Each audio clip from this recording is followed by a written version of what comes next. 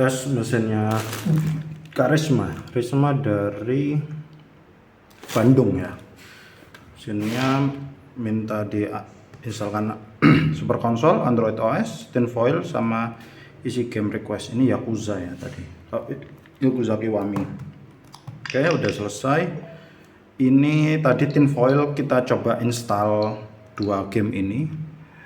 Dua Patapon sama Pokemon Friend. Ini kita coba ya.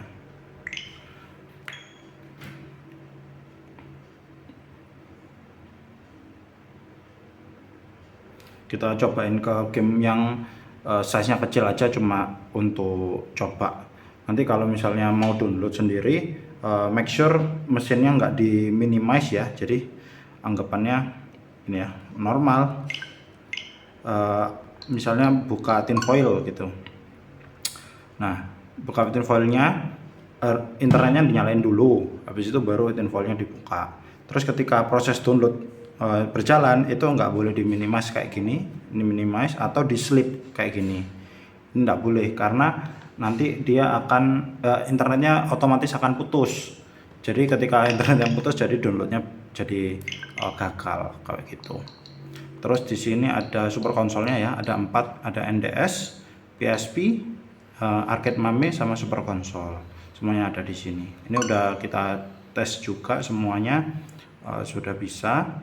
Mungkin kalau yang di sini akan ada banyak ya, ada ribuan game di sini, bisa dilihat di sini ya.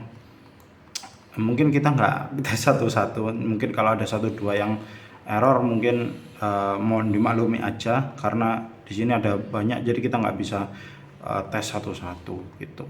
Ini untuk game arcade-nya mulai dari Mame dan lain-lain ada. Kalau untuk NDS mainnya di sini ya, di Spark NDS ini. Nanti masuk ke browse, di sini game-gamenya seperti itu. Itu untuk NDS. Terus ini ada PSP. Kalau PSP ini nanti layoutnya ngikutin PSP, jadi kontrol selectnya jadi B, backnya jadi AA ya, jadi kebalik. Ini misalnya ya, klik A, klik B, sorry. Ngikuti layoutnya PS, jadi X bulat, segitiga, kotak kayak gitu. Itu untuk PSP. Ini ada Arcade Mame, jadi game-game dingdong. Di sini ada sekitar 1000-an, hampir 2000-an game. Nanti untuk cara pengoperasiannya nanti ada di video tutorialnya ya. Game-gamenya di sini, ini yang favorite, yang kalau mau semuanya nanti di sini di all atau yang available. Nah, di sini semuanya ada. Seperti itu. Untuk ini sebenarnya sisa ini aja ya. Yakuza Kiwami ini kan ada mod bahasa Indonesianya, cuma kita belum mod bahasa Indonesia. Kenapa sini kita modkan? Kita installin mod bahasa Indonesianya.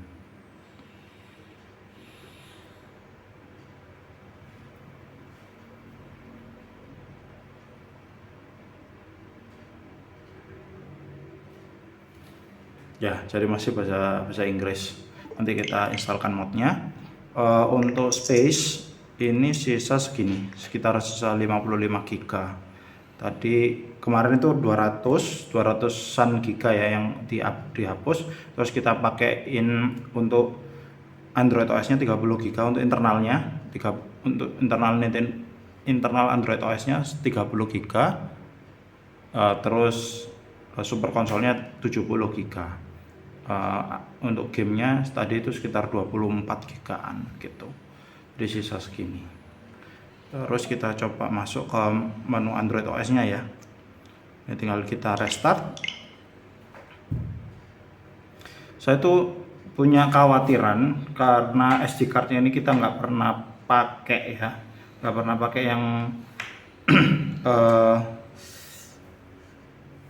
merek yang kayak gini. Ini kan mereknya nggak familiar ya, kayaknya memang dipakai sama toko gamenya ini untuk ngerendahin harga jual aja. Jadi punya ketakutan kalau filenya tuh korup gitu. Cuman harusnya sih enggak, moga-moga enggak gitu ya, karena biasa kita pakai itu kan kalau nggak SanDisk ya Samsung, maksudnya merek yang udah kredibel, udah lama. main di storage itu. Sementara ini kan mereknya kita, bahkan saya nggak pernah tahu ada merek ini gitu.